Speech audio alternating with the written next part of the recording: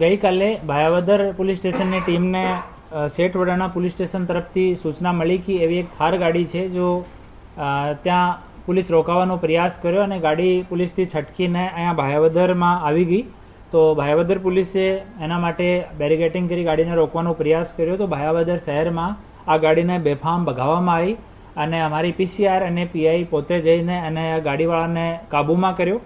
અને કાબૂમાં કર્યા પછી એનું નામ મહેન્દ્રસિંહ ભૂપતસિંહ જાડેજા આ જામનગરનો રહેવાસી છે ઓર એની સફેદ કલરની થાર ગાડી GJ10 EC 7215 આ ગાડીને ડિટેન કરવામાં આવી. જોકે એવો મામલો જામનગર પોલીસે એને ફોલો કરતી હતી તો આની સ્ટેશન ડાયરીમાં નોંધ કરવામાં આવી અને આ માણસ મહેન્દ્રસિંહ ભૂપતસિંહ જાડેજાને અને ગાડીને જામનગર પોલીસને હેન્ડઓવર કરવામાં આવી છે અને ત્યાં સેઠ વડાળા પોલીસ સ્ટેશનમાં એની આગળની કાર્યવાહી ચાલુ છે.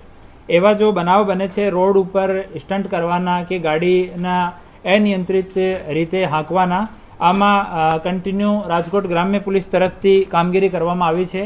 અમારા રેન્જના વડા શ્રી અશોકકુમાર સાહેબનો સ્પષ્ટ નિર્દેશ છે આમાં. તો આ નિર્દેશ મુજબ અમે લોકો છેલ્લા 4 મહિનામાં 13,000થી વધારે કાળા કાચની ગાડીઓ ઉપર કાર્યવાહી કરવામાં આવી છે અને છેલ્લા વર્ષ દરમિયાન 3,380 જેટલી એવી ગાડીઓને ડિટેન કરવામાં આવી છે અને આરટીઓ ચાલાન કરવામાં આવ્યો છે. સિર્ફ જનવરી 2026ના મહિનામાં 469 ગાડીઓ ડિટેન કરવામાં આવી છે, જેમાં મોટાભાગની ગાડી SUV ટાઈપની ગાડી છે, થાર, ફોર્ચ્યુનર, સ્કોર્પિયો ટાઈપની ગાડી છે. અને હાલ પણ અમે લોકો પૂરી જેટલી SUV ગાડીઓ છે એની પોલીસ સ્ટેશન વાઇઝ એક લિસ્ટ તૈયાર કરવામાં આવી છે અને તમામની ચકાસણી કરવામાં આવશે. જે કોઈ લોકો કાળા કાચની મોડિફાઈડ નંબર પ્લેટ, વગર નંબર પ્લેટ અને બેતરતીબ રીતે અને અનિયંત્રિત રીતે કોઈ ગાડી ચલાવશે તો એના વિરુદ્ધમાં કડક કાયદાકીય કાર્યવાહી કરવામાં આવશે. હા, આ નશાની હાલતમાં હતો અને આને જામનગર પોલીસને હેન્ડઓવર કરવામાં આવ્યો છે.